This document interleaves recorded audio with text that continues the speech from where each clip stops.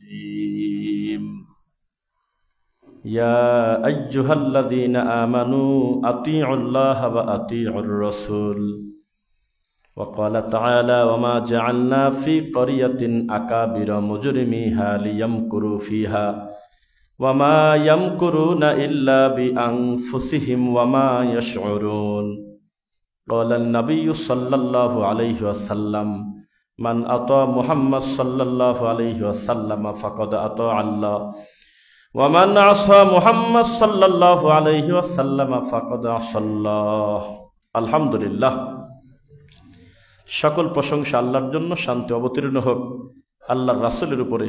আল্লাহুম্মা সাল্লি আলাইহি আল্লাহুম্মা বারিক আলাইহি।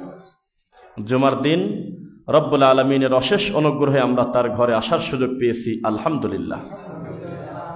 আজকে আমরা আলোচনা করব আকাবির পূজা এবং রিপ্রেজেন্টেটিভ আছে, ওষুধ কোম্পানির বা বিভিন্ন প্রোডাক্টের রিপ্রেজেন্টেটিভ আছে, তারা অর্ডার কাটে, তারা সিচুয়েশন ডিমান্ড করে কি কি, বর্তমান প্রেক্ষাপটে কি চলে, কিভাবে কনভিন্স করতে হয় গ্রাহকের কাছে গিয়ে, কিভাবে দোকানদারকে ম্যানেজ করতে হয়, কিভাবে তার সঙ্গে একটা সম্পর্ক তৈরি করা যায়।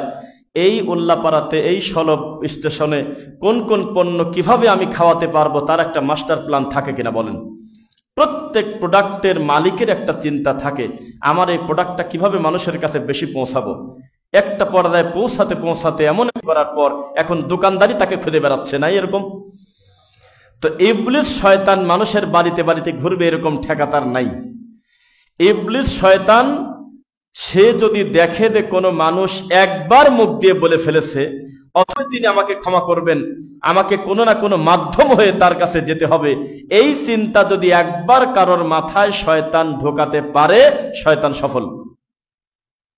শয়তান তাকে অলরেডি তার নিজের নজরবন্দিতে নিয়ে এনেছে, আর কোনো চাপ নাই। এই হলো শিরিক এবং কুফরের দরজা খোলার সবচাইতে বড় অস্ত্র। একবার আপনার মাথার ভিতরে দিবে যে পাপ করেছেন এত বড় পাপ আল্লাহ ক্ষমা করবে না সহজে, আপনাকে একটা লোকের মাধ্যম হয়ে যেতে হবে। এভাবেই মানুষ বড় বড় পাপের দিকে ছড়ায়।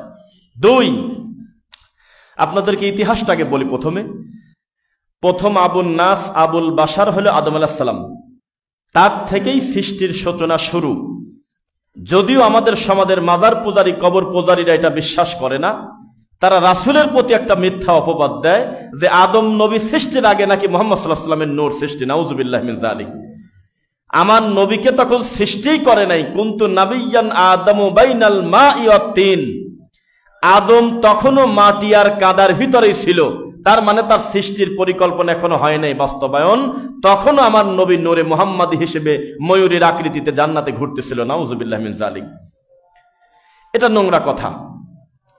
কিন্তু আদম আলাইহিস সালামকে যে আল্লাহ মানুষ হিসেবে প্রথম সৃষ্টি করেছেন, এ ব্যাপারে কারোর কোনো দ্বিমত নাই ভালো মানুষের। তো এই আদম আলাইহিস সালাম থেকে পরবর্তী নবীর নাম হলো নূহ আলাইহিস সালাম।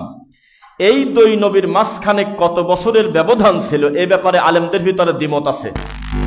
কেউ বলেছে এত শত বছর, কেউ বলেছে এত বছর। তবে ইবনে আব্বাস রাদিয়াল্লাহু আনহুর হাদিস অনুযায়ী বোঝা যায় দুই নবীর মাঝখানে 1000 বছরের ব্যবধান ছিল। কত বছর? 1000। তো ইবনে আব্বাস রাদিয়াল্লাহু আনহু বলতেছে এই 1000 বছরের ভিতরে নতুন কোন তরিকা মানুষ ডেলিভারি দিছিল না। বহু ভুলভ্রান্তি মানুষ করেছে, এমনকি আদমের এক ছেলে তো ধোকায় পড়ে আর এক ছেলেকে হত্যা পর্যন্ত করে দিয়েছে। ইদ কররাবা কুরবানান ফাতাকুব্বিলা মিন আহাদিহিমা, কোরআন মাজিদের আয়াত। কিন্তু আলাদা কোনো তরিকা ছিল না যে আমি সৃষ্টি, আমি নকশাবন্দি, আমি মুজাদ্দিদি, আমি অমুক তমুক, বিভিন্ন দল আছে না, এইরকম দল তখনও তৈরি হয় নাই। 1000 বছর মানুষ যতই অন্যায় করুক, তারা একটা পরিষদেই তারা বড় হইত। তো নূহ আলাইহিস সালামের সময় কিছু বুজুর্গ ছিল যারা মানুষের ক্ষতি করতো না, মানুষের সাথে খারাপ ব্যবহার করতো না, মানুষের কল্যাণ করতো, ভালো লোক। এই ভালো মানুষগুলো যখন মারা গেল, তখন ওই জামানার লোকজন বলল, শোনো, ওয়াদ্দাউ ওয়ালা সুআআ ওয়ালা ইয়াগুস ওয়া ইয়াউকা ওয়া নাসরা। ওয়াদ্দা মরে গেল, সুয়া মরে গেল, ইয়াগুস মরে গেল, ইয়াউক মরে গেল, নাসার মরে গেল। তোমরা তাকে এইভাবে দাফন কাফন করো না, স্বাভাবিক কবরের থেকে তাদের কবরটা একটু মার্কিং করে দাও, যাতে দূর থেকে তাকালে বোঝা যায় এরা হলো ভালো মানুষের কবর। আমাদের পরবর্তী জেনারেশন যাতে বুঝতে পারে এরা ছিল আল্লাহর ওলি। এভাবে তারা প্রথমে কবরটাকে একটু উঁচু করে দেয়। সে কবরে ইটও দেয় নাই, পাথরও দেয় নাই। তো মানুষ এমনি তাকালে বোঝে যে এটা মনে হয় খুব ভালো মানুষের কবর, কারণ কবরটা একটু মার্কিং করে। তারা যখন মরে গেল, তাদের জামানায় তাদের কবরে পূজা করতো না কেউ, এবং তাদের কবর যারা দেশে তারাও মারা গিয়েছে, কোনোদিন কবরে একটা ফুল দেয় নেই, 1 টাকা মানত করে নেই, ওইভাবেই তারা মারা গেছে। পরবর্তীতে তাদের সন্তানরা এসে বলল, এভাবে যদি আমরা কবরটাকে রেখে দেই তাহলে আরো পরবর্তী জেনারেশন এসে এই মানুষগুলোর অবদান তো ভুলে যাবে। তাদের কবরটা একটু পাথর দিয়ে দাও, কবরটা একটু মার্কিং করো, কবরটা একটু উঁচু করে দাও, কবরটাকে একটা পর্দায় নিয়ে নাও। এভাবে বলে বলে শয়তানের ধোকায় তারা কবরটাকে পাকা করে ফেলল, ইবাদত শুরু করে দিল। লোকজন যখন তাদেরকে বলল যে নূহ নবী দাওয়াত দিয়েছে, কুলু লা ইলাহা ইল্লাল্লাহ তুফলিহুন, বলো যে আল্লাহ ছাড়া কোনো সত্য মাবুদ নাই, তাহলে তোমরা সফলকাম হবে, তাহলে এদের কাছে তোমরা পড়ে আসো কেন? তখন তারা যে জবাব দিয়েছিল, আমাদের এই সাদাতপুরের খানকা মাজারের খাদেমরা একই জবাব দেয়, আমাদের পাবনার পীর ফকিররা একই রকম জবাব দেয়। আল্লাহর কসম, ওই শয়তানরা যে জবাব দিয়েছিল আজকের দিনে একই জবাব। তারা বলছিল, তোমরা কি আমাদেরকে পাগল পাইছো নাকি? যাদের কবরের কাছে আসলাম তারাও মানুষ, আমরাও মানুষ। আমরা কোনোদিন তাদের কবরে আল্লাহ মনে করে আসি না, আমরা আসি তারা হলো আল্লাহর ভালো ভালো বান্দা। যেহেতু আল্লাহর সাথে তাদের কানেকশন ভালো, সম্পর্ক ভালো, তা আমরা যদি আল্লাহকে কিছু বলি, আমার আল্লাহ তো নাও শুনতে পারে।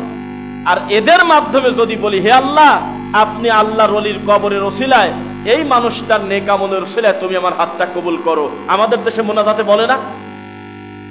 এই পদ্ধতিটা যিনি শিখাইছে প্রথম, তার নাম হলো ইবলিস, শয়তান। এভাবে হবে না। ডাইরেক্ট পাপী তার আল্লাহকে বলবে, আল্লাহ আমার ভুল হয়েছে, ও আল্লাহ তুমি 99টা মানুষ হত্যাকারীকে ক্ষমা করার মতো দয়া তোমার আছে, তা আমার গুনাহ তুমি ক্ষমা করতে পারো না? কোন মিডিয়া দালাল লাগবে না, সরাসরি বলতেছি, আল্লাহ আমি জীবনে আর মদ খাবো না, তুমি আমাকে ক্ষমা করে দাও, এটা আল্লাহ চায়। তো তারা বলতেছে যে তোমরা কি আমাদেরকে পাগল মনে করেছো? লিয়ুকররিবুনা ইলাল্লাহি সুলফা, আল্লাহ তো একজনই, কিন্তু এগুলোকে আমরা আল্লাহ মনে করি না, আমরা মনে করি আল্লাহর কাছে নিয়ে যাওয়ার জন্য এরা হলো মাধ্যম, নৌকা, এরা হলো জাহাজ, এরা হলো বিভিন্ন মাধ্যম, যার মাধ্যমে আমি আমার আল্লাহর নৈকট্য পাবো। বলেন নাউযুবিল্লাহ। এই নোংরা কথাটা তারা বলল। তখন নবী তাদেরকে বললেন, খবরদার, বিচারের মাঠে আমি উঠবো আল্লাহর সামনে তাওহীদবাদী হিসেবে, আমি কিন্তু আল্লাহকে বলে দেব, আল্লাহ আমি আমার কওমকে আমি শিরিক শিক্ষা দেই নাই, আমি তাদের বলেছিলাম খবরদার আল্লাহ ছাড়া কোনো শরীক নাই, তারা মানে নাই, তো আমি কি করব? বুঝতে যাচ্ছে? এভাবে ধীরে ধীরে ধীরে ধীরে বড় বড় শিরিক এবং কুফরির রাস্তা খুলে গেছে, আর বাংলাদেশে তার বাস্তবতা দুই চোখ দিয়ে তাকায় দেখতেছে। আপনারা দেখেন নাই? এবার আপনাকে বলি, মানুষ মনে করে যে আমি যে পরিমাণ পাপ করছি, এত বড় পাপী, আমি কিভাবে আল্লাহর কাছ থেকে ক্ষমা নেব? আমার ওজিফা কালাম আছে, একটা ভালো মানুষের কাছে বায়াত হতে হবে, উনি আল্লাহর প্রিয় বান্দা, তিনি আল্লাহকে কিছু বলে দেবে। বিশ্বাস করেন, এই নীতি অবলম্বন করে নিজের মাকে যদি কেউ মূল্যায়ন করতে যায়, নিজের মা পর্যন্ত তাকে অপছন্দ করবে।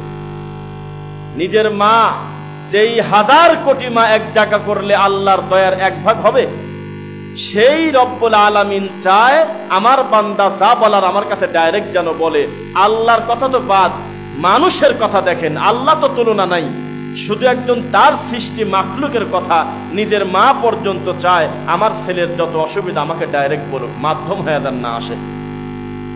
চাচি, খালা, ফুফু, দাদি, নানি, বিভিন্ন আত্মীয় স্বজন, তারাও কিন্তু আমাদের আত্মীয়র বাইরের কেউ না।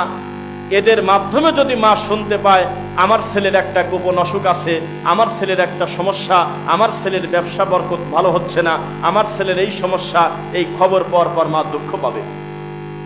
ডাইরেক্ট যদি মায়ের কাছে বসে বলতো, মা আমার তো একটু সমস্যা, মা আমার তো বেশ কিছুদিন পেটের ব্যথা, আমি তো অনেক দিন আমি খুব মানসিক চাপে আছি, মা তুমি একটু তাহাজ্জুদে আমার জন্য কল্যাণের দোয়া করো তো মা, ভালো হতো না খারাপ হতো? এই পাগল মার কাছে কোনোদিন বলে না, বাপের কাছে জীবনে ডাইরেক্ট সরাসরি বলে না, পাড়া পড়শির কাছ থেকে মা খবর পাইলে আমার ছেলে ভালো নাই, এটা তার মাকে অপমান করা হলো না কি হলো বলেন? আল্লাহ রাব্বুল আলামিন বলতেছে, আমি তো সেই কারণে আল্লাহ, হুয়াল্লাযী খালাকালাকুম, আমি তোমাদেরকে সৃষ্টি করেছি বাআসা ফিল উম্মিয়িনা রাসূলা, তোমাদের মতো একটা উম্মি জাতের ভিতর থেকে, মূর্খ মানুষের ভিতর থেকে আমি একজন সম্মানিত নবী বের করছি। এটা আমার ক্ষমতা। যখন পুরা জাহিলিয়াতের পর্ব শিরিক চলে, যখন খবর পেয়েছে কোন লোকের মেয়ে হয়েছে, ওয়াইদা বুশিরা আহাদুহুম বিল উনসা যাল্লা ওয়াজহুহু মুসওয়াদ্দান ওয়া হুয়া কাযিম, লোকটা কাঁদে গিয়েছে, ব্যবসায় গিয়েছে, কেউ একজন খবর দিয়েছে তুমি কি জানো তোমার স্ত্রীর মেয়ে হয়েছে। খবর শোনার সাথে সাথে ওই লোকটার মুখের দিকে তাকানো যায় নাই, মুসওয়াদ্দান ওয়া হুয়া কাযিম, মুখটা কালো হয়ে গেছে, বিবর্ণ হয়ে গেছে। সে তখন উপরের দিকে হাত তুলে বলতো, হে আল্লাহ, এত বড়ই পাপ তোমার কাছে করছি যে পাপের ফসল হিসেবে তুমি আমাকে একটা মেয়ে দিলে। জাহিলিয়াত কোন পর্যায়ে ছিল, কন্যা সন্তানের খবর পেলে সহ্য করতে পারে নাই, বাড়িতে যায় নাই, যে মেয়ে দিল কেন, আল্লাহ কি আমার প্রতি অসন্তুষ্ট? নাউযুবিল্লাহ। এত বড় খারাপ সময় নবীকে আল্লাহ নবী হিসেবে দুনিয়াতে দিলেন। সেই নবীকে দিলেন কেন? ইউআল্লিমুহুমুল কিতাব, যাতে কিতাবের শিক্ষা দিতে পারে, ওয়াল হিকমা, সুন্নাহ শিক্ষা দিতে পারে, প্রজ্ঞা, ওয়ুযাক্কিহিম, আর কিভাবে তোমরা অন্তর পরিষ্কার করবে এই শিক্ষা তিনি দিতে পারেন। সেই রব্বুল আলামিনকে আমরা দূরে মনে করি, এর কারণ একটাই, সেটা হলো পীর ফকির আর বড় বড় মানুষকে আল্লাহ মনে করা। এই বর্তমান জামানার কোন মুরিদ তার পীরকে আল্লাহ মনে করে, আমরা কোনোদিন তা বলি নাই।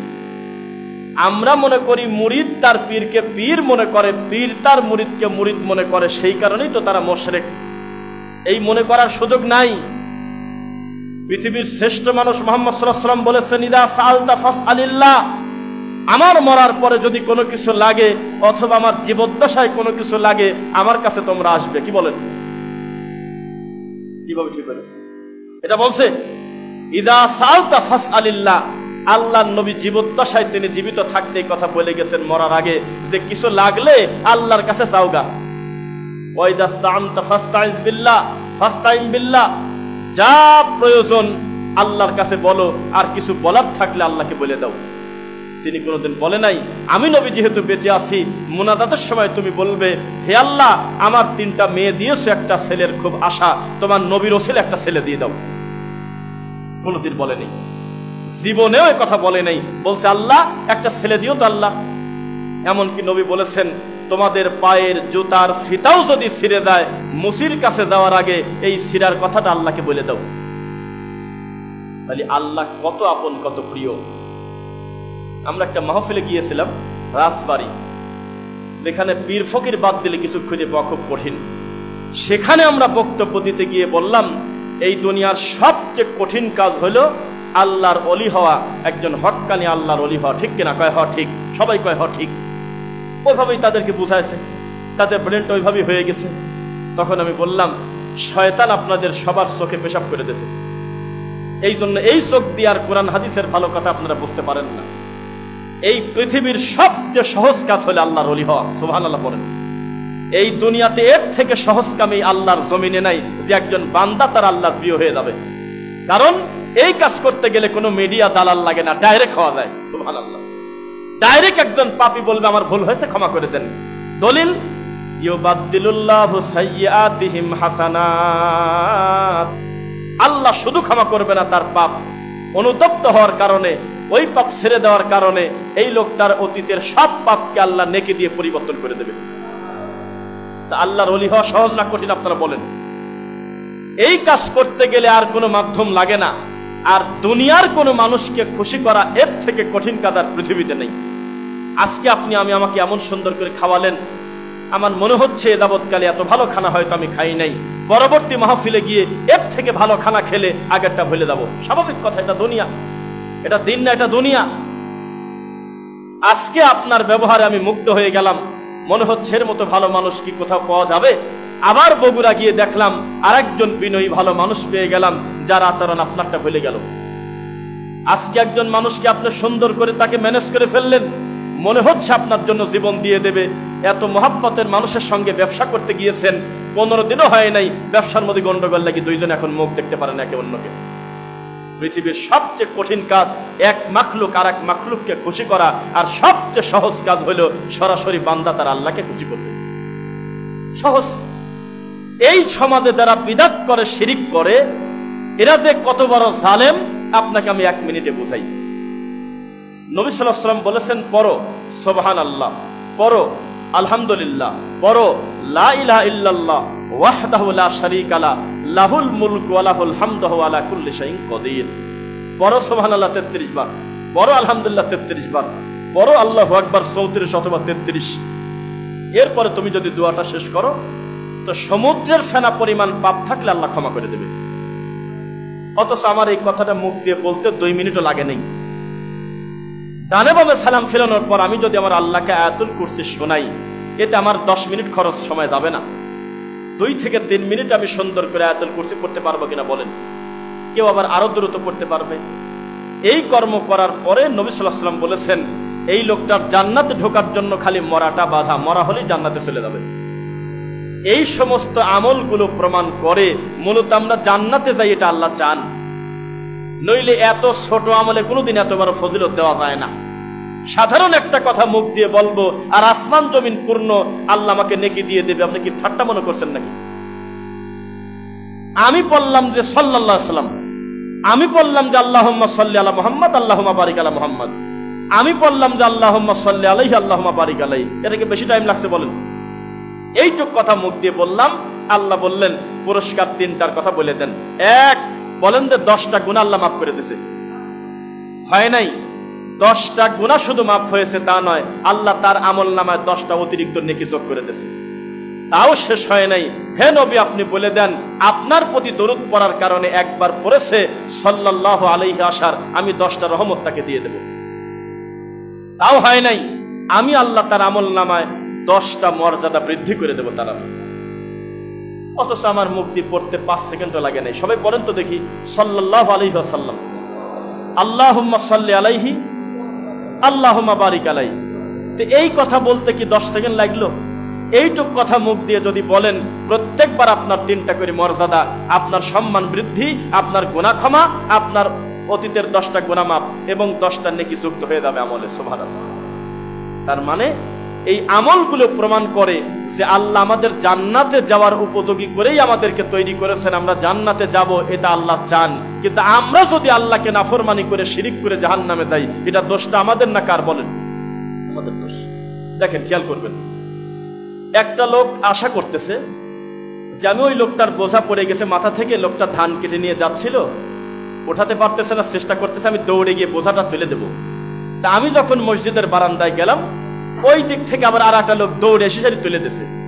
এবার আপনি আমাকে বলেন তো দেখি, নেকি কি যে তুলে দিয়েছে সে পাবে না যাচ্ছিল সেও পাবে? একদমই পাবে নাকি? এই যে আপনার ইচ্ছা পোষণ করছেন, ভালো কাজের আশা, যে এই লোকটার বিপদটা আমি উদ্ধার করে দেব, কিন্তু আপনি যাওয়ার আগে আর একটা লোক গিয়েছে, তাতে কিছুই আসা যায় না, 2 জনকে আল্লাহ নেকি দিয়ে দেবে। আপনি নিয়ত করেছেন যে আল্লাহ আমি তো সফরে যাচ্ছি, তো উল্লাপাড়া রেল স্টেশন এখান থেকে দূরে আছে মেলা, সেখানে যাওয়ার পর দেখলেন আমি যদি এখন ট্রেনের ভিতরে এত চাপাচাপি করে ঢুকি, তাহলে তো আমি সিট তো পাবোই না, আমার নামাজের টাইম যাবে। এখন জোহরের আজানও পড়ে নাই, আসরের আজানও পড়ে নাই, আমি যাবো হলো ঢাকা। হতে পারে কিনা বলেন? পারে কিনা?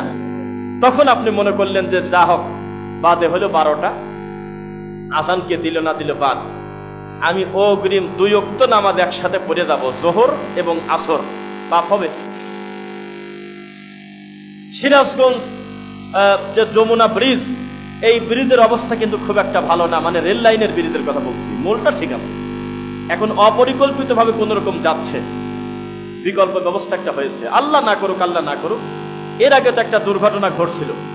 ওই দুর্ঘটনায় যদি আপনি থাকতেন, ওই জায়গা থেকে নিচে পড়ে যদি আপনি মারা যেতেন, আল্লাহর কাছে অগ্রিম আসরের নামাজের নেকি সহ চলে যেতেন। অথচ জোহরের আযান এই গ্রামের লোক এখনো দেয়ই নেই। এই সমস্ত সুযোগ এটাই প্রমাণ করে আমাদের জান্নাতে যাওয়াটা, আমার আল্লাহকে খুশি করা খুবই সহজ। আর এই বেদাতিরা কত কষ্ট করে দেখেন, সারাদিন মিলাদ হু হু করে কাঁদে, মৌতি খানা খায়, মানুষের বাড়িতে কুলখানি করে, তাবিজ কবজ নেয়, আংটি বালা ব্যবহার করে, অষ্টাধাতু নেয়, কত রকমের কাণ্ড কারখানা বিদাত করে, নামাজের পরে মাথায় হাত দেয়, তারপরে আরো কত শত শত বিদাত করে তারপরে তার আল্লাহকে খুশি করতে চাচ্ছে। ওর টেনশন কত বেশি, আমাদের কিছুই লাগে না, সালাম ফেরানো শেষ, আমরা আল্লাহর জিকির করবো বসে, সুবহানাল্লাহ। তাদের চাপের শেষ নাই। এক একজনের মুনাজাতের এক এক ঢং। একটা মুনাজাত আমাকে ছোটবেলায় খুব হাসাতো, তখন আমি বুঝতাম না যে বিশুদ্ধ আকীদা কি, আমি কিছুই জানতাম না। তবে আমি জানতাম যে এই সমস্ত মুনাজাত হলে বেশিরভাগ অভিনয়, এটা আমি বুঝতাম। কেন বুঝতাম আমি তা জানি না, আল্লাহ হয়তো বুঝাইছে। আমি অধিকাংশ মুনাজাত বুঝতাম যেগুলো হলো অভিনয়। কিভাবে অভিনয়? ছেলের জন্য তার বাপ দোকানে দেওয়া বলতেছে যে 2টা লিচু দাও, লিচু কেনে না লিচু, তো যে দোকানদার লিচুটা দিচ্ছে ও জানে যে এর ভিতরে লিচুর বংশও নাই, আর যে বাপ কিনে নিচ্ছে দোকান থেকে সেও জানে লিচু বলতে কিছুই নেই, এটা হলো মেডিসিন। এটা কিছু মেডিসিন দিয়ে একটা পর্দায় নিয়ে লিচুর ফ্লেভার দিয়েছে খালি, আর কিচ্ছু না, ওর ভিতর লিচু নাই। জুস যে নিচ্ছে আসলে কোমরা বাকি দিয়েছে, পচা কোমরা, আসলে ওর ভিতরে আপনার ই নাই, আম নাই, এটা জানে, কেমিক্যাল দেওয়া। তারপরেও সে নিচ্ছে, আমের জুস বলেই নেয়। আমাকে একটা লিচু দেবে কথাই বলে, কেউ বলেন একটা কেমিক্যাল দাও, ওদের লিচুর মতো করে শয়তানি করে বানাইছে ওইটা দাও, তা কয় না। যে তৈরি করছে সেও জানে এগুলো শয়তানি, যে বিক্রি করতেছে সেও জানে শয়তানি, তবে খাওয়া আলা বোঝে না যে আমি কি খাচ্ছি, ও মনে করে লিচু খাচ্ছি। এই বেদাতি এইটা বোঝে না যে প্রত্যেকটা বিদাতের আবিষ্কারক হলো স্বয়ং ইবলিস, শয়তান। ওয়াযায়্যানা লাহুমুশ শাইতানু আ'মালাহুম। আল্লাহর কোরআনে আল্লাহ বলতেছেন যে যেই আমল তোমরা দেখবে খুব টকটকা সুন্দর করে সাজানো, বেশিরভাগ আমল ইবলিস নিজে বানায়ছে, সুন্দর করে সাজায়ছে। দরুদ সাজায় না কোনোদিন ইবলিস, জানে যে এইটা পড়লে তো জান্নাতে চলে যাবে। মিলাদ সাজায়ছে, কি সুন্দর করে সাজায়, জিলাপি ঢোকায়ছে, জিলাপি চলে না, কয়দিন পর কয় খিচুড়ি দে, খিচুড়িও খায় না, কয় ব্রয়লার দিয়ে দে, খালি খিচুড়ি খায় নাকি, সেটাও চলে না। আধুনিক যুগে এসে গরু মেরে একেবারে সুন্দর করে এখন আবার দই সহযুক্ত করে দিয়েছে, জানে যে এটা টিকানোই লাগবে। আগরবাতি দাও, যেমন তেমন হুজুরকে আনলে হবে না, আর এক গ্রাম থেকে প্রয়োজনে হায়ার করে নিয়ে আসো, ও মুনাজাত করলে কণ্ঠ ভালো, কাঁদে ভালো। বহু শয়তানি করে লক্ষ টাকা খরচ করে এই জিনিসটা টিকায় রাখতে হয়, এর নাম হলো শাইতানু আ'মালাহুম, আমলটা বানাইছে শয়তান। আর যেটা মুহাম্মদ সাল্লাল্লাহু আলাইহি ওয়াসাল্লাম বলেছেন, আল্লাহ বলেছেন ওই দরুদ ছাড়া নামাজ হয় না, কিন্তু নামাজের বাইরে এই দরুদের কোনো দাম নাই। জালসাতেও চলে না, মাহফিলেও চলে না, কোনো বক্তব্যেও চলে না, কোনো খুতবাতেও চলে না, খালি কয় ইয়া নবী, বাকিটুক পাবলিক টানি নিয়ে যাচ্ছে। বালাগাল উলা বিকামালিহি বলে বক্তা চা খায়, শ্রোতা বাকিটুক একাই করে চলে যাচ্ছে। পাওয়ার বেশি, কারণ এগুলো হলো সিটি গোল্ড, চকচক করতেছে, ডাইরেক্ট শয়তান বানাইছে এগুলো। তো এইটা বেদাতিরা বোঝে না যে আসলে লিচু না, মিলাদ আসনে আমল না, মাথায় হাত দেওয়া নামাজের পর আমল না, কবরে খেজুরের ডাল গাড়া আমল না, কবরের চারপাশে 4টা কুল পরে কাঠি গাড়া এটা আমল না, কবরের সামনে সবাই মিলে হাত তুলে কান্নাকাটি করা আমল না। এ বেদাতি বোঝে না। ইন্নী ওয়াজ্জাহতু পড়া যায় না আমাদের দোয়া মনে করে আমল না, নামাইতু নুসাল্লিয়া প্রত্যেক নামাজের আলাদা আলাদা নিয়ত, এটা আমল না, এটা বোঝে না। কিন্তু যে বানাইছে সেও জানে, আর যে প্রতিষ্ঠিত করছে সেও জানে, এটা হলো শয়তানি, যে পরে সে জানে না। দোকানদার লিচু বেচার মতো কথা বোঝা যাচ্ছে, শয়তান সফল। শয়তান বলতেছে আমার কাজ ছিল এমন এমন নোংরা জিনিস তৈরি করব যেগুলো দিয়ে আমি তোমার বান্দাকে আমি ব্যস্ত রেখে দেব, যাতে তুমি পর্যন্ত পৌঁছাতে না পারে। দলিল ফামান কানা ইয়ারজু লিকা রাব্বিহি ফালইয়ামাল আমালান সালিহা ওয়ালা ইউশরিক বিইবাদাতি রাব্বিহি আহাদা। আল্লাহ বলতেছেন তোমাদের কি কারোর এই আশা আছে যে আমার রবের সাক্ষাৎ চাও, আমি আল্লাহর সাক্ষাৎ চাও? আপনাদের কি আছে? আছে নাকি? আব্দুল ইবনে আব্বাস রাদিয়াল্লাহু আনহু বলতেছেন একজন জান্নাতের জন্য আল্লাহকে দেখার চাইতে বড় নিয়ামত আর কিছু হতেই পারে না। সুবহানাল্লাহ। জান্নাতের আল্লাহকে দেখবেন, এটা বিশ্বাস হয় আপনাদের? বিশ্বাস হয় কিনা? ইমাম আবু হানিফা আল্লাহকে 100 বার দেখছে, বিশ্বাস হয় তো আপনাদের নাকি? 10 বার? লা তুদরিকুল আবসার ওয়া হুয়া ইউদরিকুল আবসার। আল্লাহ কোরআনে বলতেছে শোনো, আমি হলো আল্লাহ, দুনিয়ার মাখলুকের চোখ দিয়ে আমাকে তোমরা দেখতে পারবে না। মুসা নবী পারে নাই, আপনি কে? এই হুজুররাই ওয়াজ করে যে মুসা নবীকে আল্লাহ বললেন যে আমার সাথে দেখা করা হবে না। মুসা নবী বলল যে না, আমি দেখবো। শুনছেন নাকি কথা? বারবার জোরাজুরি করলো মুসা নবী। শেষ পর্যন্ত আল্লাহ বলল তাহলে খালি পায়ে জুতা খুলে ওযু করে তুর পাহাড়ে আসো। তো তুর পাহাড়ে যাওয়ার পর ৭০,০০০ রহমতের পর্দার ভিতর থেকে একটা পর্দা খালি আল্লাহ হালকা করে সরাইছে। এই আলোক নূর সহ্য করতে না পেরে গোটা পাহাড়টা পুড়ে গেল। আর সেই কয়লা নিয়ে এসে আমরা চোখে নেই, তার নাম হলো সুরমা। কি শোনেন না মনে নাকি? সেই হুজুর ওয়াজ করতেছে, ইমাম আবু হানিফা আল্লাহকে ১০০ বার দেখছে। কন্ত দেখি পাগল গায়ে লেখা থাকে। আমার আগের পক্ষে এই কাজ করে গেছে ২০১৯ সালে। আমি কেবল নতুন দাওয়াতি কাজ করি আর কি। তা আমাকে বলতেছে যে দ্বিতীয় আলোচক কি বলে গেল, কি বারবার বলে। আমি কিছুই বলতাম না। ২-৩ বার বলার পর বললাম যে ওই লোকটার সারা গায়ে পাগল, খালি গায়ে শিকল দেওয়া নাই। কি বললো? নবীর নামে রাসূলের নামে মিথ্যা জাল হাদিস বললো। তখন আমি রুমে, আমি ২ বার বলছি লোকটাকে ঠেকান। উনি রাসূলের নামে জাল হাদিস বলতেছে। মাকাদাহু মিনান নার, যার শাস্তি জাহান্নামে, তার জন্য ঘর তৈরি হবে। একটা কমিটির লোক আপনারা গেলেন না, এই বন্ধ করেন, কিছু বললেন না। বললেন হুজুর চলতে দেন তো, সময় কাটাচ্ছে, আপনি যাওয়ার আগ পর্যন্ত চালাতে দেন। শরীয়ত কোনো মজার জিনিস না, ঠাট্টার জিনিস না। তা আমাদের দেশের এই হুজুররা বলে তুর পাহাড় পুড়ে গেল, যিনি দেখতে পারলেন না তিনি হলেন মুসা কালিমুল্লাহ। আল্লাহর এই পৃথিবীতে সবচেয়ে যোগ্য রাসূলের ভিতরে প্রথম সিরিয়ালে তার নামটা আছে। নাই নাই, তার প্রথম ৫ জনের মধ্যে তার নামটা নাই। সেই মানুষ দেখতে পারে না আল্লাহকে। আর ইমাম আবু হানিফা দেখছে ১০০ বার। আর ইমাম মালিকের লোক বলতেছে যেহেতু আমাদের ইমাম একটু কমা ইমাম, তো আমারে ৮০ বার দিয়ে দাও। কাজে আমারটা দেখছে ৮০ বার। আর অস্করণী দেখছে মিনিটে মিনিটে। ঘরের মধ্যে আল্লাহ নিয়ে আসতো, জেলখানার মধ্যে আল্লাহ ঢুকে দিত। নাউযুবিল্লাহি মিন যালিক। মনসের পাগল, সরি মনসের পাগল। এই পাগলের জেলের মধ্যে বলে আল্লাহ চলে আসতো। আস্তাগফিরুল্লাহ। আকীদা যদি বিশুদ্ধ করতে না পারেন, আমল কি ঠিক থাকবে? আজকে সাইদি সাহেবের একটা বক্তব্য বাসে শুনতে আসতেছিলাম। আকীদাকে সাফ করতে হবে। আল্লাহ কলবে থাকে, এই নোংরা আকীদা বন্ধ করে দেন। আল্লাহ আরশ আযীমের উপরে থাকবে।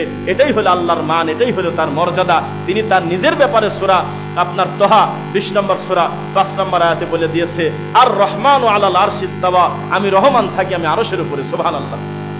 সেই আল্লাহকে আমাদের দেশের হুজুররা, আমাদের দেশের ইমামরা মনে করে তিনি বলে কলবে। শুনছেন কথা? এটা হিন্দুয়ানি আকীদা যে যত কল্লা তত আল্লাহ। নাউযুবিল্লাহ। এটা তো বায়জিদ বোস্তামির আকীদা। বায়জিদ বোস্তামি বলল যে ৬০ বছর ধরে খুললাম আল্লাহকে, তলাবতুল্লাহ সিদ্দিনা সানা, ৬০ বছর ধরে খোদাখুদি করলাম, দেখি আমি আল্লাহকে ধরতে পারি কিনা। ফাইদা আনা হুয়া, শেষ পর্যন্ত নিজের গলার ধরে বললাম আমি তো আল্লাহ। এই তো তার বুঝ। বাড়ি থেকে আসো নাকি? বাড়িতে আল্লাহ ছাড়া কেউ নাই, নিজের কথা কয় না, মানে ওই আল্লাহ। এই হলো আমাদের দেশের অবস্থা। আল্লাহ রাসূলের নাকি দাঁত ভেঙে গেল, এটা সহ্য করতে না পেরে ওয়াসকরণী তার সব দাঁত ফেলে দিল। কিন্তু একজন সাহাবী একটা দাঁত ফেলা তো দূরের কথা, একটু সিমটিতে কাটলো না কোথাও। তা তো সাহাবীদের থেকে সে বড় নাকি বলেন আপনারা? আমাদের দেশে বিশ্বাস করেন আপনি, ভালো ভালো আমলদেরকে, সুন্দর আমলকে কচুরি পানার মতো নোংরা কথা দিয়ে ঢেকে রাখছে আমাদের সমাজের মানুষ। সাহাবীদের মর্যাদাকে ঠেকানোর জন্য ইবলিস মুখামুখি দাঁড় করাইছে ওয়াসকরণী পাগলের দাঁত ভাঙা। মুসা নবীর মর্যাদাকে ঠেকায় দিয়েছে আপনার হলো খিজির আলাইহিস সালামের ঘটনা দিয়ে। ইমামদের মর্যাদা ক্ষুণ্ণ করা হয়েছে, তাবেঈদের মর্যাদা নষ্ট করে দেওয়া হয়েছে মনসের হাল্লাদের মতো একটা পাগলকে দিয়ে। শয়তান ফোকাস করে দিয়েছে ওইদিকে। সাহাবীদের জীবনী নিয়ে আমাদের দেশে বক্তব্য হয় না, মনসের পাগলের মিথ্যা গল্প দিয়ে আমাদের দেশে ওয়াজ হয়। আমাদের দেশে ইমাম বুখারীর নামে কোনো মাহফিল হয় না, ইমাম মুসলিমের নামে কোনো মাহফিল হয় না। আমাদের দেশে মাহফিল হয় হলো মিথ্যা বিভিন্ন ভণ্ড পীর ফকিরের নাম দিয়ে। এততম ওরস মুবারক, বাসর ঘর। আপনাদেরকে আর কিভাবে বোঝাই? শিরক মানুষের সবকিছু ধ্বংস করে দেয়। আর শিরকের রাস্তা যিনি খুলে দিয়েছে তিনি হলো ইবলিস, শয়তান। ইবলিস ওখানেই সফল। এই এত বড় হুজুরের কাছে তুমি কি যেতে পারো বেটা? এত বড় মৌলানা, তার সাথে কি তোমার তুলনা? তুমি তার মুরিদ হও, কিছুদিন বদনা টানো, কিছুদিন রুমাল ধরে বায়াত হও, কিছুদিন তার পিছনে পিছনে ঘোরো, তোমাকে তিনি কিছু জিকির দেবে, তোমাকে কিছু আমল দেবে, আমল দিতে দিতে তুমি একটা পর্যায়ে আল্লাহর ওলি হয়ে যাবে। এইভাবে দিনের পর দিন, মাসের পর মাস, বছরের পর বছর এই মূর্খ মুরিদদেরকে এই পীর নামক ইবলিস শয়তানের এজেন্ট ঘোরাচ্ছে নাকে দড়ি দিয়ে। এদের পাশেই শাহজাদপুর, এখানকার খানকার একজন খাদেম 38 বছর একটা দাখিল মাদ্রাসার সহসফার ছিল। আপনার মৃত্যুর আগ পর্যন্ত এই লোকটা মাজারের খাদেম, কি এক অশিকেবলা ঠাকুরের ওখানে খাদেমগিরি করে। আর 26 বছর লোকটা 3 বেলা কোরআন পড়ে মরা পীরের কবরের সামনে। একটা আলেম মানুষ, মুখ ভর্তি দাড়ি, মাথায় টুপি। আমরা তাকে জিজ্ঞাসা করছিলাম যে বেদাত কত প্রকার। এই ভিডিও কেউ দেখছিলেন? ভাই দেখছে, ভাই কিন্তু অনেক দূর থেকে আসছে, সাদা থেকে, আলহামদুলিল্লাহ। আমি বলছিলাম যে বেদাত কত প্রকার, উনি কি বলছিল বলেন তো? 3 প্রকার। আমি খালি মরি আল্লাহ, ইবলিস নিজে বলতেছে 2 প্রকার। এ মাল আবার 3 নাম্বারটা ডেলিভারি দিল কবে? বাইরে বেদাত হলো 3 প্রকার। একটা হলো বেদাতে হাসানা, একটা হলো সাইয়্যা, আর একটা হলো বেদাতে খবিসা। এই তো মাদারের খাদেম। আপনি মনে রাখবেন, এরা টয়লেটের প্রকার থেকে খারাপ। এরা নিরীহ মুসলমানকে মুশরিক বানাচ্ছে চোখের পলকে। শাহজালালের মাজারের মতো জায়গায়, সেখানে কাগজে লিখে লিখে মানুষ মনের কথাটা মাদারের খাদেমের কাছে দেয়। খাদেম রিডিং করে পড়ে মরা পীরকে শোনাচ্ছে। এটা হিন্দু না তো কি? আমাদের দেশের এই কবর পূজারী যদি মুসলিম হয়, তাহলে আবু জেহেলকেও আপনি মুসলিম বলতে হবে, কারণ একই পাপে দুইজনই পাপী। বরং আবু জেহেল কিছু কিছু ক্ষেত্রে এদের থেকে আকীদা ভালো রাখতো। হে আবু জেহেল, হে মক্কার কাফেরেরা, মুশরিকরা, ওয়ালা ইন সাআলতাহুম মান খালাকাস সামাওয়াতি ওয়াল আরদ, বলো তো উপরের আসমান আর নিচের এই জমিনটা বানায়ছে কিনা? কাফেররা বলল লা ইয়াকুলুন্নাল্লাহ, তোমার কাছে জিজ্ঞাসা করব কি কামে? আল্লাহ বানায়ছে। তাহলে সবকিছু সৃষ্টি করছে কে? বলেন না কে? আল্লাহ। এই ব্যাপারে আবু জেহেল একদম ক্লিয়ার ছিল, টনটনা। কিন্তু আমাদের দেশের এই বেদাতীদের আকীদা আরো খারাপ। আমি নিজে আমি তখন ছাত্র, এই পাবনার বক্তব্য আমি 2 চোখ দিয়ে শুনেছি। আল্লাহর কসম করে বলতেছি, মেদিনীপুরের এক ঠাকুর, এই ঠাকুর তার মাহফিলে বলতেছে হাজারো জনতার সামনে যে আল্লাহর থেকে মুহাম্মাদের মর্যাদা বেশি। তো বলল যে কিভাবে? তো কয় যে আল্লাহ কোন সিদ্ধান্ত নিতে গেলে মুহাম্মাদের অনুমতি নিয়ে করতে হয়। নাউজুবিল্লাহ। কয় দলিল? কয় দলিল হলো মুহাম্মদ লিখতে কয়টা অক্ষর লাগে? 5-4টা। কয় মুহাম্মদ মানে অধিক প্রশংসিত, মুহাম্মদকে আল্লাহ নিজেই প্রশংসা করছে, আল্লাহ নিজেই মুহাম্মাদের পর দরুদ পড়ে, আল্লাহ চাইতে মর্যাদা তো তার বেশি। নাউজুবিল্লাহ মিন যালিক।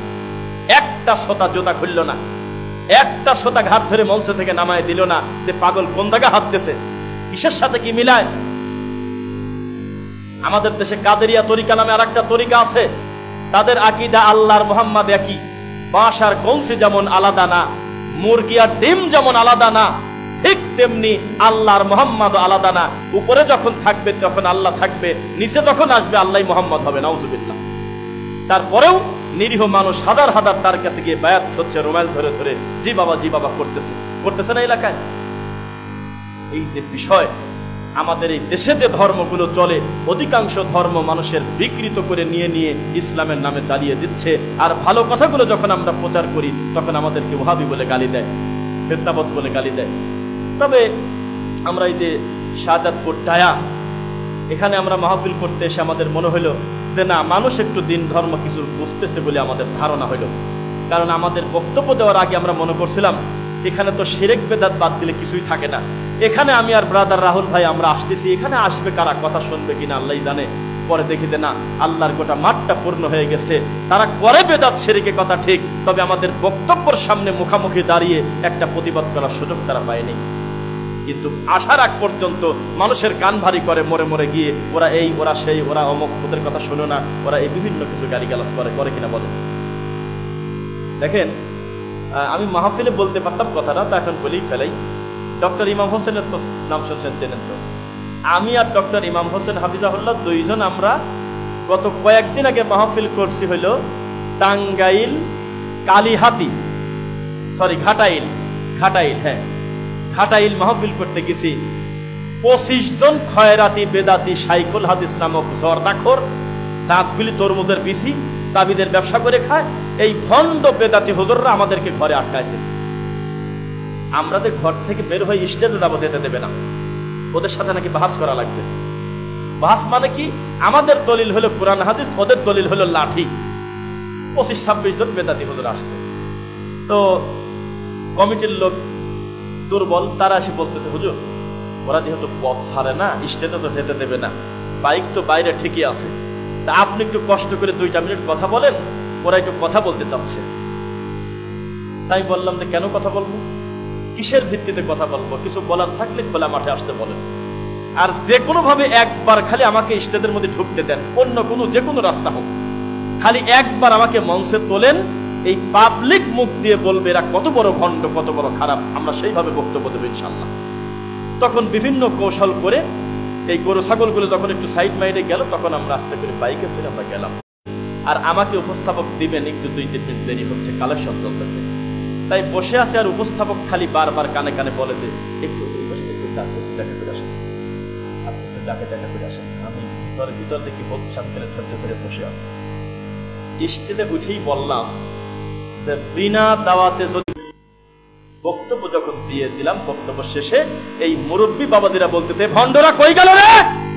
খালি খালি আমাদের কান ভারী করেছে। 3 মাস বলেছে ইহুদির দালাল, খ্রিস্টান, এরা খারাপ, বহু কিছু বলে আপনাদের ব্যাপারে আমাদেরকে খেপায়া দিয়েছে। তা আপনাদের বক্তব্য শুনে তো একবারও মনে হলো না যে আপনারা খারাপ। কাউকে গালিও দিলেন না, কোন দলের বিরুদ্ধেও কিছু বলেন নাই, কত সুন্দর বক্তব্য দিয়ে গেলেন আমলের ব্যাপারে। তাহলে খালি খালি আমাদেরকে ওরা খেপালো। কই? এখন দেখে চলে গেছে, বাড়িতে নাই আর, মোটটি পলাইছে।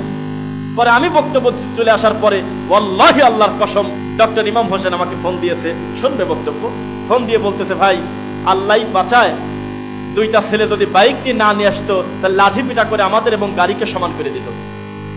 ওই ভাঙা বেরিদের সামনে 2-3 জন লাঠি নিয়ে দাঁড়ায় আছে রাস্তার উপরে, টিকতে তখন পারল না বেদাতি হুজুর। তখন ওই বাইক নিয়ে যে ছেলেরা গেল, ওরা ওদেরকে ম্যানেজ করতে করতে গাড়ি 4 হরফে টান দিয়ে চলে আসলো। এগুলো তো পর্দার আড়ালে থাকে, এগুলো সামনে আনতে দেই না আপনাদের। এই বেদাতি কুকুর কামড় দিলে যেমন জলাতঙ্ক রোগী হয়, এই রকম জলাতঙ্ক রোগী হয়ে যাচ্ছে। কারণ সমাজ থেকে দিন দিন শবে বরাতের বেদাত উঠে যাচ্ছে, মিলাদ উঠে যাচ্ছে, এরপরে যত কুসংস্কার, তাবিজ, কবজ, বিভিন্ন বালা, এগুলো উঠে যাওয়ার কারণে এখন সহ্য করতে না পেরে আমাদের পিছনে লাগছে। সত্য না মিথ্যা বলেন? এরা মন্দির পাহারা দেয় আর মসজিদ আহলে হাদিসের মসজিদ ভাঙে। এরা হলে এইরকম ইমান এদের। এরা নারায়ে তাকবীর দিলে এই পাকা রাস্তার উপরে গিয়ে জীবন দিয়ে দেবে, কিন্তু টাকনোর উপরে কাপড় পরবে না। এদের ইমানের এত পাওয়ার। এদেরকে যদি বলা হয় যে জর্দাটা ত্যাগ করেন, আপনাদের দৃষ্টিতে যদি এটা মাকরু হয়, তো মাকরু তো মানুষের কাছে মাকরু না, আল্লাহর কাছে মাকরু। এটা তো আমার মামাতো ভাইয়ের কাছে মাকরু না। মাকরু মানে যদি খারাপ হয়, এই খারাপটা কি আমার খালা ফুফুর কাছে খারাপ না আল্লাহর কাছে খারাপ? আল্লাহর কাছে। তাহলে এটা বাদ দিয়ে দেন। আপনি আলেম মানুষ, জর্দাদি পান খান কেন? এইটুক জিনিস ছাড়তে পারে না। কিন্তু সাইদি রাহিমাহুল্লাহর নাম শুনলে হু হু করে চোখ দিয়ে এখনো পানি আসে, অথচ তিনি 40 বছর আগে তাবিজের বিরোধিতা করে বক্তব্য দিয়ে গেছে। 30 বছর আগে শবে বরাত বেদাত বলে দিয়ে গেছে। কে শোনে কার কথা? অভিনয় করে করে বেদাতিরা সমাজে চলতেছে। এই মসজিদে স্বাধীনভাবে আল্লাহকে আমরা সেজদা দিতে পারতেছি, আপনি বলেন তো দেখি সব জায়গায় কি তা সম্ভব? এই বেদাতির কারণে শত শত আমাদের দিনী ভাই রাসূলের পদ্ধতিতে নামাজ পড়তে পারে না, মসজিদ থেকে বের করে দেয়। আমাদের মা বোনদেরকে পর্যন্ত ছাড় দেয় নাই। আজকে আমাদের মা বোনরা আসছে, তাদেরকে পর্যন্ত মিথ্যা 22টা হাদিস বানাইছে, যেই হাদিসগুলো সামনে নিয়ে এসে বলে মা বোনদের আর পুরুষদের নামাজ আলাদা। সি সি সি সি। অথচ কোনো আলাদা নাই। তাদের রুকু আমাদের রুকু এক, তাদের সেজদা আমাদের সেজদা এক, তাদের দাঁড়ানো আমাদের দাঁড়ানো এক। শুধুমাত্র ইমামতিতে পার্থক্য। আমাদের ইমাম যেমন সামনের জায়ন আমাদের থাকে, তাদের ইমাম সামনের কোনো জায়ন আমাদের যাবে না, একই কাতারে দ্বারা নামাজ পড়বে মুসল্লি আর ইমাম শেষ। 2, আমাদের ইমামের ভুল গেলে আমরা পুরুষরা বলবো সুবহানাল্লাহ, আর ওরা বলবে সুবহানাল্লাহ আল্লাহু আকবার না, হাতে হাতে তালি দিয়ে সংশোধন করে দেবে, শেষ। কিন্তু সালাত আদায়ের ক্ষেত্রে কোনো পার্থক্য নাই। অথচ এই মহিলাদের নামাজকে আজকে হত্যা করে দিয়েছে এই বেদাতিরা। তারা রুকুতে একবারে যাচ্ছে তাই কোন রকম মাথা নিচু করে, সেজদাতে পুরা শুয়ে পড়ে। বলেন, কথা চ্যালেঞ্জ করবেন কেউ? কত বিক্ষত করে দিয়েছে। যেই ইবাদতের মাধ্যমে বান্দা আল্লাহর সবচেয়ে নৈকট্য অর্জন করবে, তার নাম হলো সালাত। এই সালাতকে বেদাতিরা ক্ষত বিক্ষত করে দিয়েছে। এরা কত বড় বেহায়া! এখনো পর্যন্ত বই ছাপায়, এখনো পর্যন্ত নাওয়াইতু নুসাল্লিয়া লেখে। এরা মানুষ কি করে হয়? এত বক্তব্য হচ্ছে, পৃথিবীতে যার কোনো সনদ নাই, নাওয়াইতু নুসাল্লিয়া বলতে হবে নামাজের আগে, এখনো তারা নুরানি বই বানাচ্ছে নামাজের। এখন এই বেদাতিরা এই কাজ করে বেড়ায়। এখনো কয়দিন পর রমজানের ক্যালেন্ডার লিখবে রহমতের 10 দিন, মাগফিরাতের 10 দিন, নাজাতের 10 দিন, অথচ আমার নবী এটা শেখায় নাই, মিথ্যা কথা। এখনো লিখবে নাওয়াইতুনা সুমা গদা, এই কথা মাইকে বলে বলে মানুষের আপনার কি বলে সাহারি খাওয়ার পরে নিয়ত করাবে, করায় না এলাকায়। শরম আছে, লজ্জা আছে, আপনি মনে করেন? এই জন্য আপনি মনে রাখেন, বেদাতি কোনোদিন ধর্মের কথা শোনে না। বেদাতি শোনে বেদাতির কথা, পীর ফকিরের কথা। আমরা আমাদের দাওয়াতি কাজ করেই যাব, তারা মানুক বা না মানুক। বলেন ইনশাআল্লাহ। আমরা আমাদের তাওহীদ তাদের সামনে তুলে ধরবো। আমার তাওহীদ তুমি মেনে না নিলে আমার কি? ওয়াকুলিল হাক্কু মির রাব্বিকুম, হক আসে আল্লাহর পক্ষ থেকে। ফামান শাআ ফালইউমিন, মনে চাইলে মেনে নাও, ওয়ামান শাআ ফালইয়াকফুর, না পারলে ছেড়ে দাও। আমার কি? আমি আমার দাওয়াতি কাজ করে যাব, শেষ। বলেন ইনশাআল্লাহ। মা বোনদের ভিতরে কি পরিমাণ ধোঁকাবাজি করে মহিলা মানুষকে পর্যন্ত তাবলীগ করা, জানেন আপনারা? খবর তো জানেন না? এই মহিলারা পর্যন্ত এদের বের করে দিয়েছে বাড়ি থেকে, এরা গ্রামে গ্রামে গিয়ে তাবলীগ করে। আর মসজিদে আসলে হুজুররা ফতোয়া দেয়, মসজিদে আসা বলে বেদাত, মসজিদে আসা বলে যাবে না। এই ছোট লোক, মসজিদে এসে আমার কোন মা ধর্ষণা হয়েছে নাম বলো? মসজিদ আসার কারণে আমার কোন বোনটা খারাপ হয়েছে বলো? নাচের বার খোলা, মদ ওপেনে খাচ্ছে, ওপেনে মেয়ে ছেলে ফেলে সিগারেট খাচ্ছে, ছেলে মানুষের পোশাক পরে রাস্তায় ঘোরে, মেয়ে মানুষ চুল কালার করে রাস্তায় চুল বের করে হাঁটে। তাদের জন্য বাজার খোলা, মার্কেট খোলা, সিনেমা হল খোলা, সব জায়গা ওপেন। আল্লাহর ঘরটা তালা দিয়ে দিয়েছে এই বেদাতিরা। এরা কি ছোট খারাপ না বড় খারাপ? স্বাধীন মতো বান্দা এসে মসজিদে 2 রাকাত নামাজ পড়বে, এইটা পর্যন্ত বেদাতি সহ্য করতে পারে না। লেখছে লাল বাতি দেওয়াকালীন সুন্নাত পড়বেন না, মসজিদে লাল বাতি জ্বালা দিয়েছে। এরা মানুষ? এই হলো এদের ইবাদত, এই হলো এদের ধর্ম। আর এরা আমাদের পুরা কথা শোনে না। এরা ওই ন্যায় 5 সেকেন্ড 10 সেকেন্ড মাঝখান থেকে একটু কাটিয়ে নিয়ে ওই শায়েখদের পিছনে লাগিয়ে গেছে, আছে কিনা? আমার একটা বক্তব্য, আমি দুঃখে মরি, এটা আমি নিজেরটা নিজে দেখতেছি, যে আমি বলতেছি এইভাবে কোরআনটা ধরে, এই কোরআন শরীফ লেখা চলবে না, লিখতে হবে কোরআন কারিম, কোরআন মাজিদ, এই কথা লিখতে হবে, কোরআন শরীফ লেখা যাবে না, এই কথা আমি বলছিলাম। এ খারাপ বলছি নাকি? আল্লাহ তার নিজের কোরআনকে নিজেই কারিম বলতেছে, মাজিদ বলতেছে। তো শরীফ তো আরবিতে বানানো নাই, না শারিফ হবে, শারিফ কোন জায়গা আছে? তো এখন আমার ওই কথাটা কাটিয়ে নিয়েছে যে এই কোরআন শরীফ চলবে না, এইটুক কাটিয়ে দিয়ে ওই আর একটা বেদাতি হুজুরের এটা লাগা দিয়েছে। এক মাজার পুজারি আমাকে বলতে, দেখছো, দেখুন এরা কোরআনের বিরুদ্ধে লেগে গেছে, কোরআনও নাকি চলবে না। আমি বলে তাই বলছি। এই তো বেদাতি, এরা ধর্মের কথা শুনবে না। এরা অর্ধেক অর্ধেক কেটে নিয়ে নিয়ে মানুষের সামনে আমাদের বিকৃত করে করে প্রেজেন্ট করে। শোনেন, আকীদা খুব কঠিন জিনিস। আমাদের দেশের কিছু সেলিব্রিটি হুজুর কি দেখ, রকেট মৌলবী দেখলাম বলতেছে আকীদা বলে ফেক। নাউজুবিল্লাহ বললেন না একটা লোক, আকীদার মতো একটা শব্দকে উনি বলতেছে আমরা বলে বানাইছি। নাউজুবিল্লাহ, নাউজুবিল্লাহ। অথচ পৃথিবীতে আকীদার থেকে বড় যুদ্ধ পৃথিবীতে হতে পারে না। পারে কি? আকীদার জন্য 2 বাপ বেটার আকীদা 2 রকম হয়ে গেছে। কামরুল ইসলাম অলিপুরি হলো অলিপুরের ছেলে, তার আকীদা হলো আমার আল্লাহ হলো উপরে, আর তার বাপের আকীদা হলো আল্লাহ নাই কোন জায়গা। এই অবস্থা। আকীদা আপনি কি ঠাট্টা মনে করছেন নাকি? আকীদার উপর ভিত্তি করেই তো মানুষ মুসলিম অমুসলিম হয়, আকীদার উপরে বেশ করেই তো মানুষের পার্থক্য হয়। আকীদার যুদ্ধের উপরে বড় যুদ্ধ পৃথিবীতে নেই। শুধুমাত্র রহমান উপরে আছে, এই কথাটুকু সহ্য করতে না পেরে নিজের ছেলের ব্যাপারে নিজের বক্তব্যে ভিডিওতে আজকে দেখলাম বাপ বলতেছে তার ছেলের ব্যাপারে, আমার ছেলে আহলে হাদিসদের খপ্পরে পড়ে খারাপ হয়ে গেছে, আপনারা তাকে প্রত্যাখ্যান করে দেন। তওবা করতে বলতেছে, শুনছেন? আকীদার দাম নাই। আপনার হুজুরকে যদি বলি মুহাম্মদ সাল্লাল্লাহু আলাইহি সাল্লাম কিসের তৈরি, আপনার হুজুর খিলখিল করে হাসে আর কয় নূরের তৈরি। আর মাটির তৈরি বললে হুজুর রেগে যায়। হুজুর আবার মাঝে মধ্যে দলিল দেয়, এতদিন আমরা নূরের তৈরি বলছি, এতদিন আমরা মিলাদ পড়ছি, দেখো তো আমাদের দলে কত লোক, এগুলি বলে কিনা। তা আমি একটা বক্তব্য বলছিলাম, এই সাবাদপুরে মনে হয়, আমি বলছিলাম যে শোনেন, নিচের ভোটাভুটি কোনো সময় সত্য মিথ্যার মাপকাঠি না। এখনই যদি এই সিরাজগঞ্জে ভোটাভুটি হয়, আল্লাহর নবী মাটির তৈরি না নূরের তৈরি, নূরের তৈরি আল্লাহরা বেশি ভোট পাবে, এখানে বাতিল বেশি ভোট পাবে, হক পরাজয় হয়ে যাবে।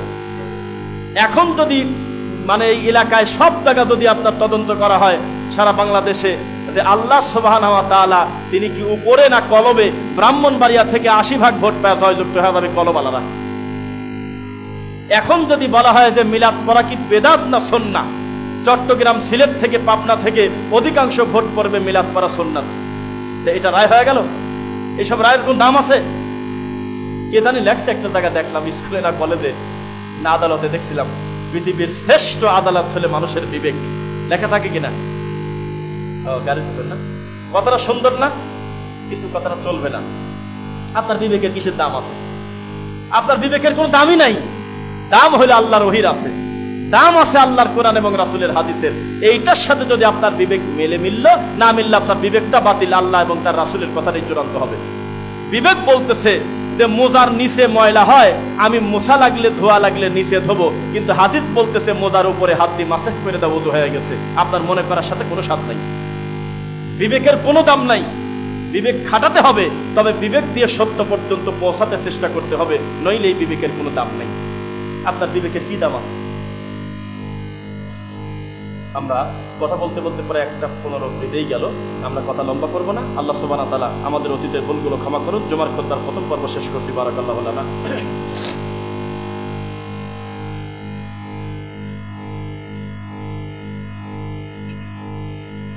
আলহামদুলিল্লাহ। ফাইন্না খায়রাল হাদিসি কিতাবুল্লাহ ওয়া খায়রুল হুদা হুদা মুহাম্মদ সাল্লাল্লাহু আলাইহি ওয়াসাল্লাম ওয়া শাররাল উমুরি মুহদাসাতুহা কুল্লা মুহদাসাতিন বিদআ ওয়া কুল্লা বিদআতিন দালালা ওয়া কুল্লা দালালাতিন ফিন্নার। রব্বিরহামহুমা কামা রাব্বায়ানি সগীরা রব্বিরহামহুমা কামা রাব্বায়ানি সগীরা। রব্বানা আতিনা ফিদ দুনিয়া হাসানা ওয়া ফিল আখিরাতি হাসানা ওয়া কিনা আযাবান নার। রব্বানা ওয়া আতিনা মা ওয়া'আদতানা আলা রাসূলিকা ওয়া লা তুখজিনা ইয়াওমাল কিয়ামা ইন্নাকা লা তুখলিফুল মিআদ। আলহামদুলিল্লাহ। আল্লাহ, আমাদের যারা আত্মীয় স্বজন মারা গেছে, শিরক করে নাই, অন্য পাপে গুনাহগার হয়েছে, আল্লাহ তুমি তাদের ক্ষমা করো, তাদের প্রতি দয়া করো। আমরা যারা বেঁচে আছি, আমাদের তুমি ঋণ মুক্ত হওয়ার তৌফিক দাও আল্লাহ। আল্লাহ, যারা অসুস্থ, তুমি আল্লাহ উত্তম শেফা দাও আল্লাহ। আল্লাহ, আমাদের ভিতরে যারা ঋণগ্রস্ত, ঋণ মুক্ত হওয়ার তৌফিক দাও আল্লাহ। মৃত্যু পর্যন্ত সর্বদা আমাদের ইমানের উপরে রাখো আল্লাহুম্মা আমিন। আর 5 মিনিট কথা বলি, কি বলেন? আচ্ছা, আলহামদুলিল্লাহ। সবাই একটু নীরব থাকেন। জান্নাতে কি শুধু আমাদের গেলেই হবে না, আমাদের মা বোনদেরকেও নেওয়ার চেষ্টা করতে হবে? সবাইকেই দাওয়াত দিতে হবে। নিবে আল্লাহ, কিন্তু তাদের জান্নাতের পথে তো দাওয়াত দিতে হবে, নাকি বলেন? জান্নাতের পথে তাদের দাওয়াত দিতে হবে। আমাদের এই সমাজে যেসব হুজুররা বলে যে বাপ দাদা কি ভুল করে গেছে, তাদেরকে আপনি বলে দিয়েন এই সেম কথাটা 1450 বছর আগে আমার নবীকে যে আল্লাহ বলাচ্ছেন, এই সেম কথাটা মুখের ভাষা ছিল হলো কাফেরদের। কাদের? কাফের ইহুদি খ্রিস্টানের ভাষা ছিল। তাদেরকে বলা হয়তো ইত্তাবিউ মা উনজিলা ইলাইকা মির রাব্বিক, অনুসরণ করো যা তোমার রবের পক্ষ থেকে এসেছে, মানে কোরআন হাদিসের কথা মানো। তখন তারা বলতো বাল নাত্তাবিউ মা ওয়াজাদনা আলাইহি আবাআনা। আবুন মানে আব্বা, আবাআনা মানে আমাদের আব্বারা, দাদারা। দাদাও কিন্তু বাপ। এই ব্যাপারে কথা বলতেও তো আবার উল্টা উল্টা লাগবে। দাদাও কিন্তু আব্বা, বোঝেন না? শোনেন নাই, থাক, এই টেনশন আর দেবই না। আমাদের সমাজে দাদা দাদির সাথে আর কি ঠাট্টা করে নাতি বউরা। নাতিরা ইয়া কি করে না যে তোমারই বিয়ে করবো নাকি, তুমি তো এখনো বুড়ি হও নাই। এই কথা নিজের মাকে বললে যেমন হবে, নিজের দাদিকে বললে তাই হবে। কেউ যদি নিজের নানাকে বলে কোনো নাতনি যে নানা আমার বিয়ে করবে, এই কথা তার নিজের বাপকে বললে যেমন হয়তো নানাকে বললে একই রকম। কোরআন মাজিদে তাদেরকেও বাপ বলছে। এটি জানতেন না এখন নাকি? কেউ জানতেন না? দাদা দাদির সাথে কেউ ঠাট্টা মস্করা করবেন না কোনোদিন। বাপের বাপও বাপ। খ্রিস্টানরা পর্যন্ত বুঝেছে গ্র্যান্ডফাদার, বড় আব্বা, আর মুসলমান বোঝে নাই। মুসলমান কয় দাদা ভাই। ভাই কিসের? ডাক আসার যাই হোক, ডাক একভাবে দিল, কিন্তু এই মস্করা করে, ঠাট্টা করে। আর এই বুড়ি শয়তান কি করে? নাতি বউ রান্না করতেছে, নাতি রান্না করতেছে, তার কাছে যা বলে যে আমাকে বিয়ে করবি, এই খিলখিল করে, শয়তানি করে, অথচ হারাম। খবরদার কেউ দাদা দাদির সাথে মজা করবেন না, করবেন না ইনশাল্লাহ। কি কারণে আল্লাহ আমাকে বাঁচাইতে আমি জানি না। এখনো পর্যন্ত আমার দাদা দাদি জীবিত, আলহামদুলিল্লাহ। পারিবারিক কথা আমি বলি না, আল্লাহ ক্ষমা করুন। এখন আমার দাদা দাদি জীবিত, উইদাউট লাঠি চশমা এখনো আছে। আজ পর্যন্ত আপনি গোপনে তদন্ত করে দেখবেন, জীবনে কোনোদিন আমি দাদা দাদির মুখের দিক টাকা খিলখিল করে হাসি নাই কোনোদিন, না আজ পর্যন্ত। কেন না? আমি তা জানি না।